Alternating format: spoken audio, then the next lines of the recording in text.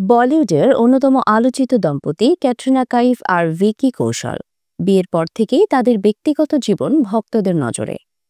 আর এবার ছড়িয়ে পড়েছে নতুন গুঞ্জন, ক্যাটরিনা কি মা হতে চলেছেন। এনডিটিভির এক প্রতিবেদনে দাবি করা হয়েছে ক্যাটরিনা নাকি বর্তমানে ৮ মাসের অন্তঃসত্ত্বা। এমনকি এই বছরের অক্টোবর বা নভেম্বরে নতুন অতিথি আসতে পারে তাদের ঘরে। সাম্প্রতিক সময়ে আলিবাগ যাওয়ার পথে এক ভক্ত তাকে সাদা ঢিলেঢালা পোশাকে দেখতে পান।